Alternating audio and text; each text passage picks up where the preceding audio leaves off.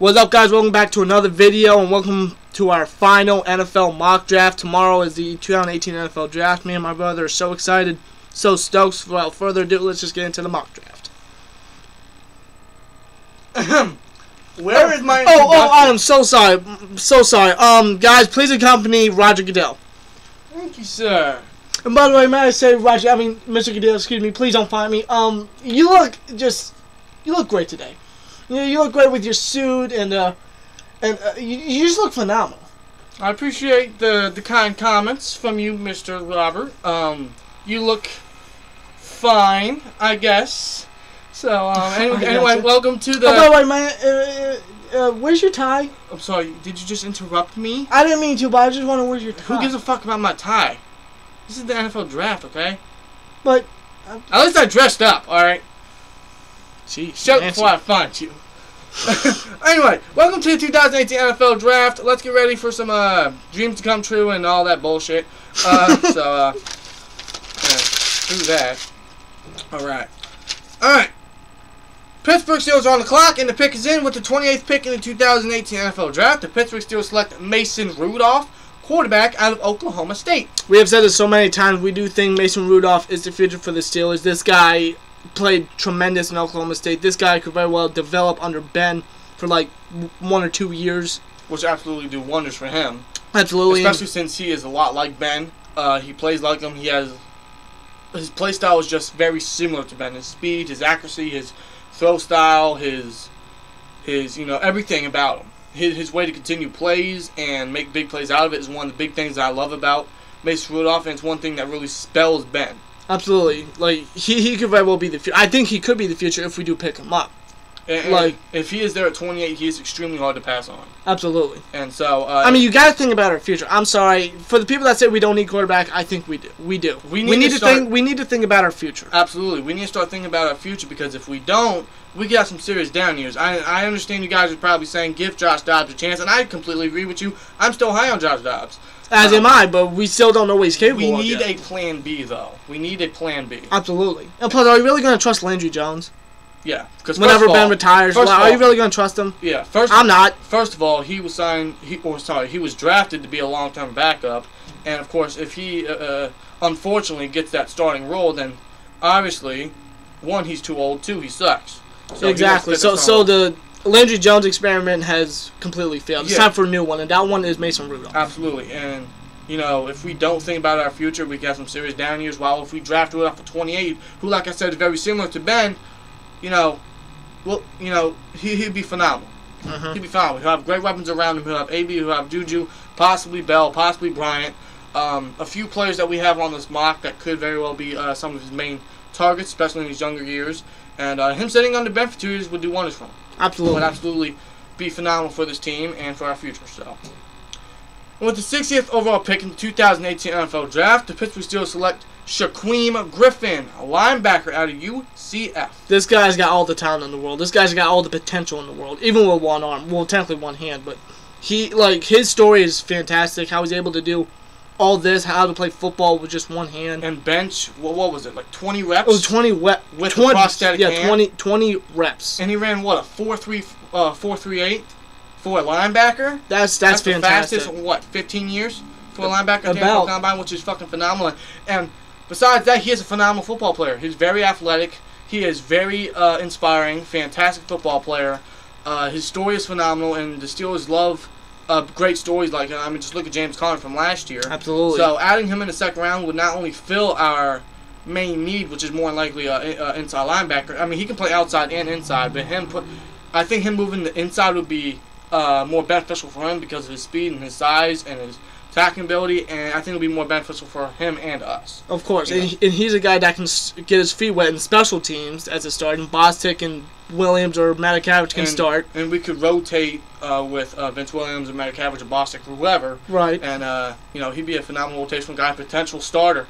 And I can see him being a starter. He has all the talent in the world. He has a lot of potential. He's got all the potential in the world. I think he has, no matter what team he goes to, I think he has all the makings to be incredible inside linebacker in this league. It doesn't matter if he only has one hand or one arm or whatever. He's defied the odds as of late. And I think he will continue to do that no matter what team drafts him. He is just a phenomenal inspiration, phenomenal football player, and I think he's going to have a bright future in the NFL, and I hope he does, even if it's with us or whoever. Of course. This guy's just an inspiring story, phenomenal football player. We'll love to see him succeed. And the guy that can fill the void for Shazier. Absolutely, and I think him coming to us would be the best fit for him. Because, one, he won't have to worry about too much. He'll have great players revolved around him, which means that'll take some pressure off of him. And, you know, he is just everything we need in a linebacker. Size, speed, tackling ability, aggression, coverage, run support, everything. Absolutely. So, Shaquem Griffin in the second would be an absolute great pick. Very inspiring, and I'm just very high on Griffin. We'll love him as in the black and gold, man. That's what I. And with the 92nd overall pick in the 2018 NFL Draft, the Pittsburgh Steelers select Equanimeous St. Brown, a wide receiver out of Notre Dame. Equanimeous St. Brown, this guy could very well be the next big thing at wide receivers. Absolutely. He's 6'5". He ran a 4.48, was it? Yes, and 20 reps. For a guy his size, you rarely see that in wide receivers with his size. Absolutely. You rarely see that. Really? And what he did in Notre Dame was fantastic. Yeah, he didn't have the stats he did 2 years ago when he had Deshaun Kaiser. But that's because he lost Kaiser, of course. Of course, and it was due to bad quarterback play in Notre Dame. Of course, and I think that's one of the main reasons why he'll drop is because of that. And I think we'll get an absolute steal in the third round. And I may be reaching here, but I think this guy is this year's Juju. I feel that way as well. He is someone that was talked about really early on, someone to be an early first rounder or a late first rounder, someone who fell off the radar for some unknown reason. People are forgetting about him, and then we'll pick him up, and he'll be a big name, a big star. Absolutely, especially with his size, and you know Big Ben loves tall receivers. Right. I think him and Big Ben could be a dominant quarterback wide receiver duo, just like him and AB are. Absolutely, and the thing is, like you said, Ben loves those tall receivers. Just look why he challenged Bryant so early. Exactly. So, and of course, you know, he'd be a phenomenal outside or a slot guy. Because he can play inside and out. Which is one thing I really love about St. Brown's, because he's extremely versatile. And that's scary. For someone his size. And he's so young, too. He's only 21 years old. Yeah. And he'd be a phenomenal replacement for Bryant, depending on what happens with Bryant. Right, of course. So, he'd be a phenomenal inside or outside guy. More than likely outside. Especially since, like you said, Ben loves those tall receivers. His size, his speed, his route running ability. Could use a little work, though. But his hands, his agility for his size is phenomenal. He has a great deep threat. His yards after catch are insane, considering his size. Yeah. He would be a phenomenal and absolute steal in the third round. Absolutely. This guy would be a great target for us. Absolutely. And this is someone that everyone is really sleeping on, and someone that I think will open a lot of eyes, just like Juju. Yep. So, with the 148th pick in the 2018 NFL Draft, the Pittsburgh Steelers select Troy Fumagalli, tight end out of Wisconsin. This is the type of tight end that we do need on this offense, on this team. Absolutely. And someone who would absolutely complete and fulfill this offense. Absolutely. And we said so many times we need a consistent tight end. We don't have that in McDonald because he can't stay on the field, and he drops a lot of passes. He's very inconsistent when it comes to playing on the football field. Yeah, Jesse James is a number 2 at best, really. And Xavier Wood, what the hell? I'm thinking wrestling, goddamn. Xavier Grimble is a good number 3 at best. Probably number 2. That's it. We don't have a good, consistent tight end. Yeah. Yeah, we may have good depth, but we need a consistent guy. Yeah. Tight end is the only inconsistent position we have on this team. Absolutely. On this offense. I don't care what anybody says. We need a tight end. Please, excuse me for interrupting you, Mr. Goodell. But I just had to get that off. And I completely agree with you. And I think Fumagalli would be an absolute steal in the 5th round. He can come in and battle with McDonald for that number 1 spot. And like you said, we have great depth at the tight end position. That's really it. Depth. Yeah. We don't have a very consistent player at the tight end position. Fumagalli would completely fulfill that need. And he would complete this offense, would be an absolute fantastic vertical threat for Ben. What do you call it? A safety blanket for Ben. Another phenomenal target for Ben in this offense. And he's got great hands. He has great body control. He's a tall tight end. He's got great hands, great explosiveness, great agility for his size. This guy would be a phenomenal fit in this offense. Would be an absolute steal in the 5th round. Yep. A guy a lot of people are sleeping on, and a guy who I think could open a lot of eyes in this league. Yep, and a big security blanket that we desperately do need, especially for Ben. Absolutely. So Fumagalli in the 5th round would not only fulfill this offense, but he'd open a lot of eyes in the league, and would be a phenomenal fit for this offense, and just complete it overall. Yep. So, with the 165th pick in the 2018 NFL Draft, the Pittsburgh Steelers select Trey Flowers, safety out of Oklahoma State. This is a guy that can basically just start off in special teams, be a backup for Morgan Burnett, and then whenever Burnett decides to leave or if we trade him or whatever we do with or Burnett. retire or whatever. Yeah, whatever we do with Burnett, this guy will be ready because I think this guy has all the makings to be an all-out star in the NFL. I completely agree. This is another guy who is getting slept on by a lot of analysts, a lot of people. He has great size. I believe he's 6'3". He has great speed for his size, great physicality, great ball skills, great agility. He's very aggressive when the ball is in the air. He's great at breaking passes up. Yeah, and he would be a madman on special teams, where he would start to get his feet wet, and then he'd develop under Burnett and potentially be that next big safety that we could use. Absolutely. I'm just saying, I'm not comparing him to this guy, but just look at how Cam Chancellor did. Yeah. I'm just saying, I'm not comparing Trey Flowers to Cam Chancellor, but I'm just saying. Right. Could be another safety story. Absolutely. And Trey Flowers in the 5th would be an absolute nice pick. Would apply depth at safety position, would apply youth. He would develop very well under Burnett. Could potentially be our long-term solution at safety, depending on how he develops.